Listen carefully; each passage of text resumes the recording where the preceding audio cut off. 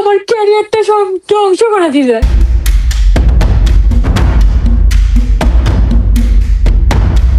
3 দশকে পা রাখতে চলেছে দেশের ক্রিকেট।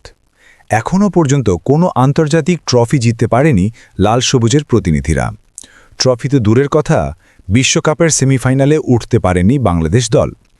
প্রাপ্তির খাতা শূন্য হলেও বেশ কিছু কালো অধ্যায় সাক্ষী হয়েছে দেশের ক্রিকেট। সম্প্রতি ক্রিকেট পাড়ায় আলোচনার কেন্দ্রবিন্দুতে রয়েছে নারী ক্রিকেট দলের সাবেক অধিনায়ক জাহানারা আলম, জাতীয় দলের সাবেক নির্বাচক মঞ্জুরুল ইসলাম মঞ্জু ও নারী বিভাগের সাবেক ইনচার্জ প্রয়াত তৌহিদ মাহমুদের বিরুদ্ধে যৌন হয়রানি ও কুপ্রস্তাব দেওয়ার অভিযোগ তুলেছেন সাবেক অধিনায়ক।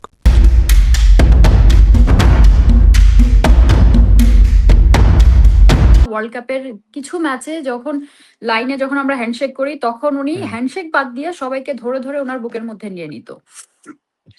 তো আমরা কি করতাম, আমরা একটু দূর থেকে হাত বাড়িয়ে দিতাম যেন ওদিকে না যেতে হয়। এটা নিয়ে আমরা পেছনে আবার আতঙ্কেও থাকতাম, আবার এটা নিয়ে আমরা মজাও করতাম, ওই যে আসতেছে এখন বুকের মধ্যে নিয়ে নিবে। তবে অভিযোগ অস্বীকার করেছেন সাবেক নির্বাচক মঞ্জু। এই অভিযোগকে কেন্দ্র করে এখন টালমাটাল দেশের ক্রিকেট। গুরুতর অভিযোগের বিষয়ে মুখ খুলেছেন ক্রীড়া উপদেষ্টা আসিফ মাহমুদ, সাবেক সফল অধিনায়ক মাশরাফি বিন মার্তুজা, তামিম ইকবাল ও নারী দলের অধিনায়ক নিগার সুলতানা জ্যোতিও। বিস্ফোরক মন্তব্যে ক্রীড়া উপদেষ্টা বলেছেন, ক্রীড়াঙ্গনে নারীদের নিরাপদ পরিবেশ নিশ্চিত করতে জিরো টলারেন্স নীতিতে এগোতে চায় সরকার।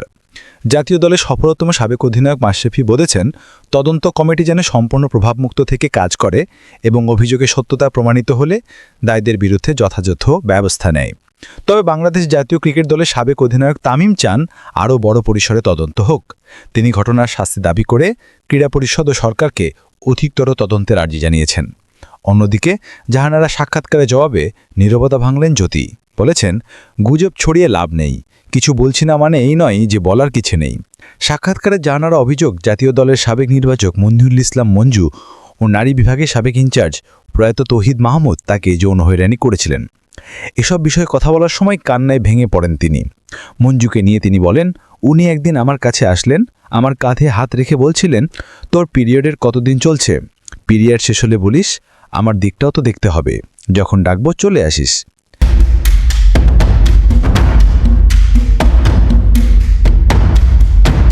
সুরাইয়া পাওয়া আছে এই লিস্টে আমার।